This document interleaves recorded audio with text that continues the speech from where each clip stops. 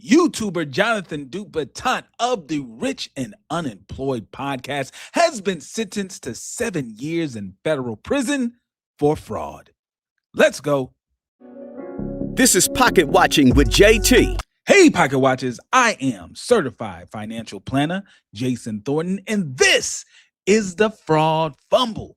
This is where I react to the financial failures of your favorite celebrities and influencers, so you can get the financial lesson without going through the trouble. Let's go, Pocket Watching.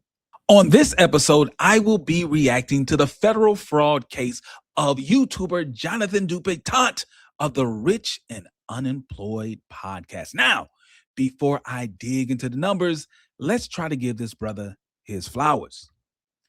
Jonathan Paul Dupiton, at the very young age of 36 years old, is a self-proclaimed millionaire, and he is the founder and host of the very popular Rich and Unemployed podcast with over 250,000 subscribers on YouTube alone.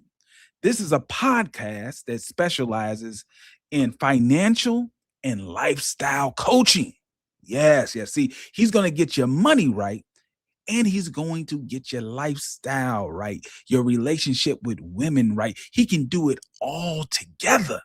Now, his claim to fame is that he is an expert on teaching people how to build rapid wealth and achieve financial independence outside of a traditional 9-to-5 job. Man. Now, to be clear, this man had a motto. He had a mission statement, and that motto was, fraud is dope. I'm going to say that again for those who may not have heard me. The man's motto was, fraud is dope. Now, before you start jumping to conclusions, let me be clear. When he says fraud, he's not talking about committing crimes. No. See, when he says fraud, it stands for finally rich after unstoppable determination. And if you simply look at this man's brand online, it has to be true. It has to be true. A very, very popular podcast, such a popular podcast, he was even able to bring on as a guest Mr. Him 500 himself, another non-credentialed, uneducated financial influencer online. Now, just to be clear, this man isn't acting like he's rich online. No. You can see in his lifestyle, it had to be true. This man is pulling up in a all blacked out Rolls Royce with yellow interior, and he is showing off his very nice and tailored red suit. These are all the hallmarks of an insanely wealthy and legitimate businessman. Okay? Let me be clear.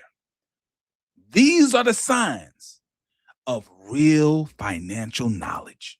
Now, not only was he having a very popular podcast and he's rubbing elbows with Him 500, I believe that Jonathan received probably the greatest stamp of approval that any urban finance influencer can get in this world. Because Jonathan, unlike many people, did not simply go to Investfest to step up his game as an entrepreneur. No. Jonathan received the stamp of approval from the good brothers of Earn Your Leisure. He was a featured speaker and guest at Investfest. See, it's one thing to simply go to Investfest, right? That's good enough, right? That's a nice thing to be able to put on your resume.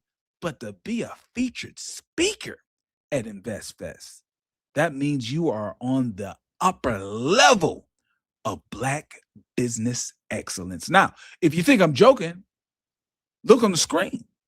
This man's not standing in the crowd looking up. He is standing on the stage preaching his gospel of fraud is dope to the good brothers and sisters that paid their money to go to Investfest. Now, let me be clear. I think that as long as you were able to sit down and hear this man teach on how to achieve your financial independence outside of a traditional 9-to-5 job, I'm sure you received the full value of your Investfest ticket. I'm sure. All right. Now, with all that being said, the question has to be asked: how does Jonathan end up on Pocket Watching with JT? How could it be? Why is he here on the fraud fumble? It's got to be a mistake. Well, according to the federal government, the United States of America criminally indicted this man on February the 25th, 2025 on mail fraud and wire fraud conspiracy charges. Yep. They're claiming that this man defrauded the government out of $3.8 million. No, not Jonathan, not Mr. Rich and Unemployed. Can't be. Can't be. What are they claiming? All right, let's take a look. Now, these are the claims of the federal government, and the federal government has the burden of proving them. But let's take a look at these claims. Now, the federal government claims that in a joint effort between the FBI, the IRS, and the Department of Labor, man, that's 3 organizations, they all worked together in what they claim was an investigation into Jonathan. And they're claiming Jonathan was guilty of identity theft. He was intercepting and stealing the personal identifying information of hundreds of citizens. We're talking about names, date of births, social security numbers. All right. Well, what else are they claiming that he did? They're claiming that this man went online and logged into the California unemployment income system.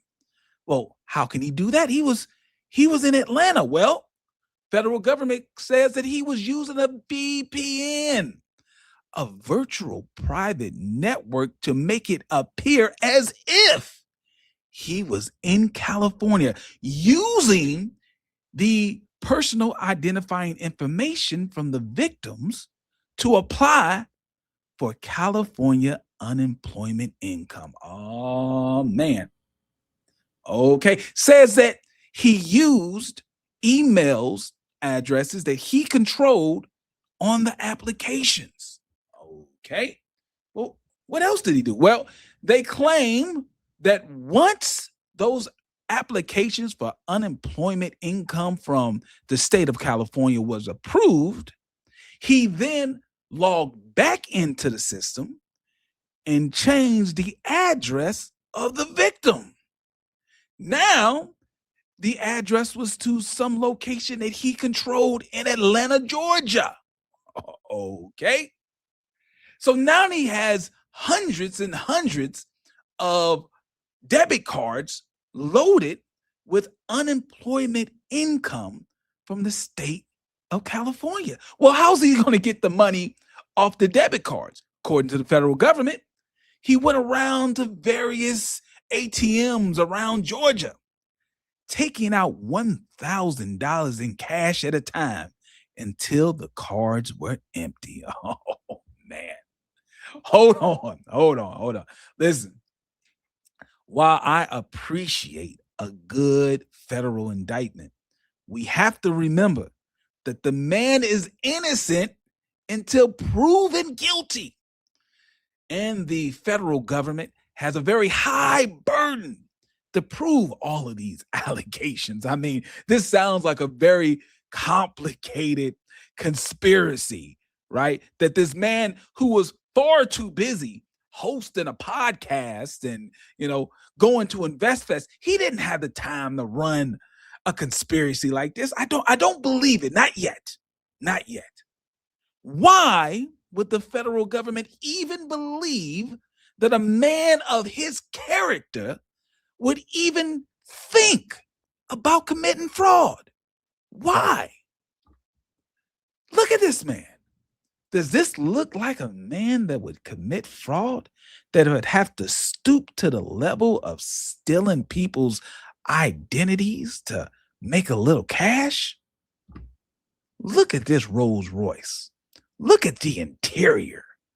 There's no way. The federal government has to be confused. Why would they think he would do such a thing? Well, it could be, I might be wrong, it could be that back in January 27, 2015, about 10 years before this indictment, the United States government indicted this man already on charges of fraud. Hold on.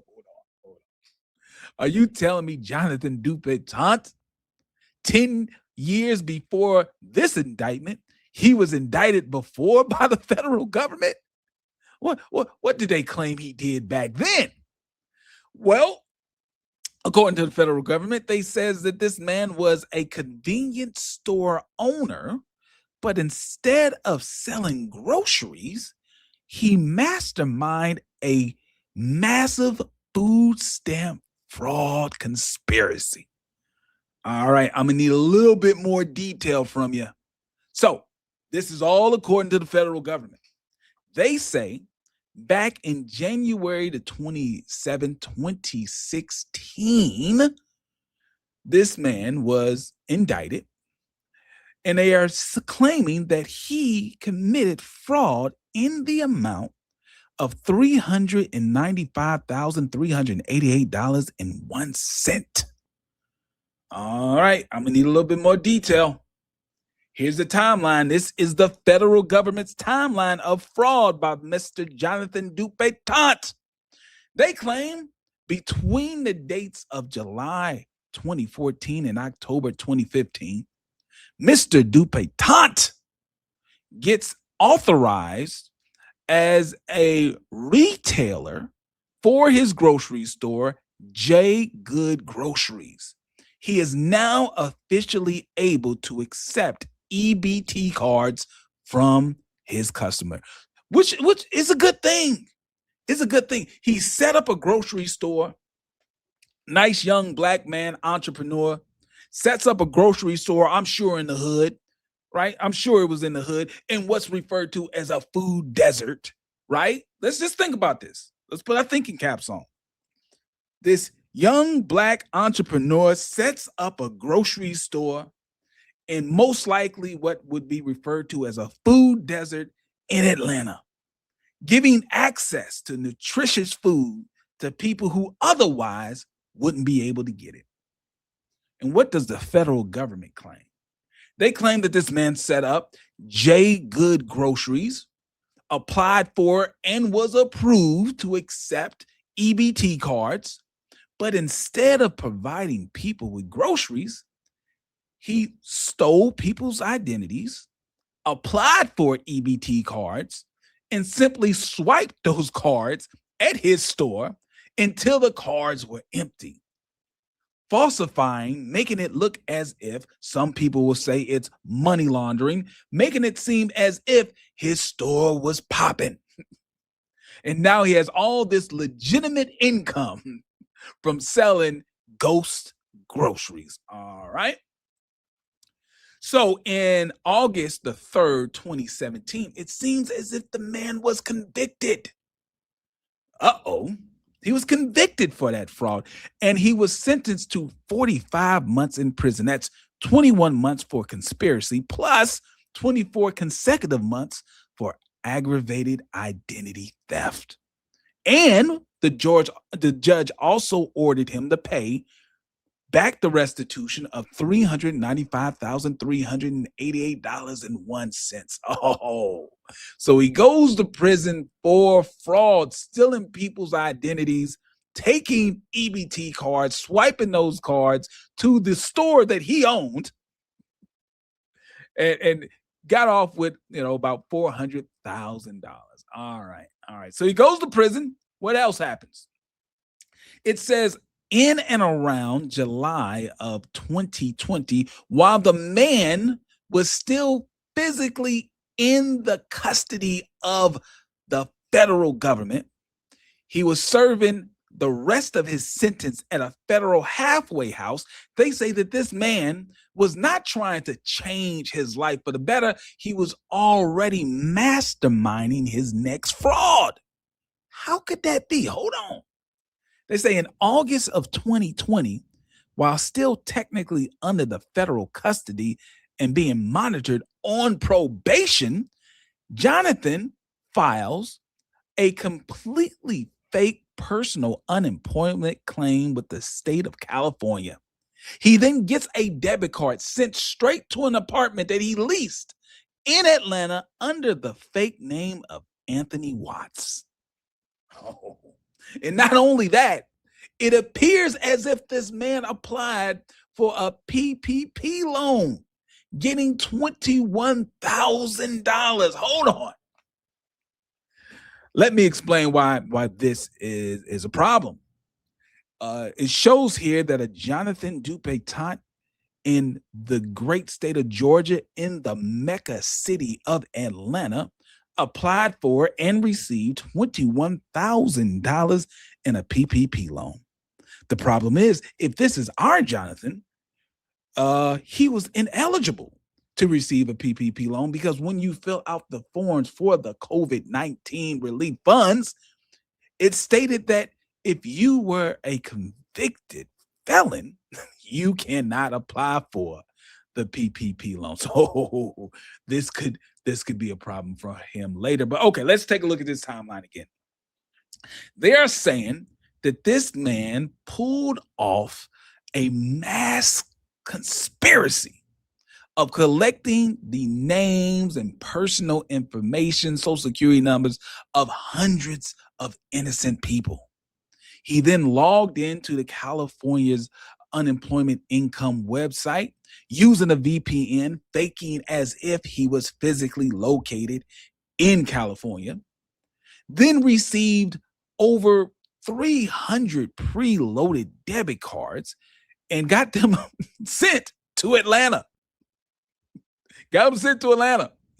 And then took those cards all around Atlanta, going to ATMs and pulling out cash at $1,000 per visit. Okay. So what happened? What happened in this case? Well, what type of defense did Jonathan Dupiton put up against the federal government this second go around? I mean, he had to have learned something from the first time. By now, he has to understand how the system works. He has to know what is in his best interest. Well, one of the worst telltale signs that things are not going to work out in your favor is what you see on your screen right now. What you see on your screen is a document that was filed with the court on March the 6th, 2025.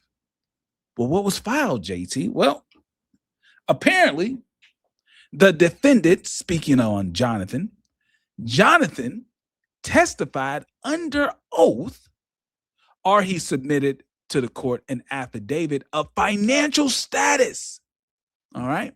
Showing the court, what's going on with the man's numbers. Now, remember, he's the host of the very popular Rich and Unemployed podcast. He's pulling up in Rolls Royces and the nice tailor suits. Clearly, this man's finances had to be in order to fight this case. But according to this document, it says that he submitted information to the court showing that his financial situation wasn't too good. Said he was financially unable to employ counsel, meaning he didn't have the money. He didn't have the money to hire an attorney. And he proved it, because you got to understand, you can't just tell the court you're broke. You have to prove to the court that you are broke. And apparently he was successful at proving he was broke. And the court then appointed him a public defender. If you have watched any other episode of Pocket Watching with JT, and there was people who are facing the heavy weight of the federal government in court, if you have a public defender, there's a good chance you're going to jail. There's a good chance you're going to jail. All right. So apparently on January 13th, 2026, Dupiton admitted to his guilt and entered into a formal plea for his role in aggravated identity theft and mail/wire fraud conspiracy. He was sentenced very, very recently in April of 2026. He was sentenced to go back to federal prison for 7 years, 84 months. A lot of time for him to think about his next venture when he pops out. He was also ordered to pay restitution in the amount of $2,284,836.68. Oh my God. But even with all of that, I'm still thinking to myself, I'm wondering, I'm scratching my head. What did he say on that Investfest stage? What gems did he drop? What could he have possibly shared with the people to help them reach the financial freedom that he claimed that he had? I guess I'll never know. But let's be clear. Over here at Pocket Watching with JT, we don't want to just point out the fraud. We want to help you guys understand how you can avoid this situation. See, the problem is a man like Jonathan, he probably was boxed in the system. He probably thought that the only way he could reach financial freedom was to finesse his way to it. He bought in to popular culture, thinking that he might as well get it any way that he can. Because, you know, a 9-to-5 is for losers and lames, for cornballs. If you want to get some real bread, you got to finesse your way to the top. He bought into all that BS, but I am here to tell you, no. If you want to reach financial freedom, I have 7 money rules that can help you get there. I want to be clear. I did not say that these 7 money rules will automatically make you a multi-millionaire. But the Pocket Watcher 7 money rules will put you in a financial place and have a financial foundation where you will not be tempted to commit fraud in order to have some change in your pocket. What am I talking about? I'm talking about number 1, budgeting. Number 2, emergency savings. Number 3, debt planning. Number 4, insurance planning. Number 5, tax planning. Number 6, wealth planning. And number 7, estate planning. If you want to know more about the Pocket Watcher 7 money rules, I invite you to go to the website pocketwatcher.net. Sign up for the free Pocket Watcher financial planning app. Inside of that app, I have a step-by-step video course, 100% free, that will break down how to follow the Pocket Watcher 7 money rules. Also, inside of that app, you can set up your budget, see where your money's actually going.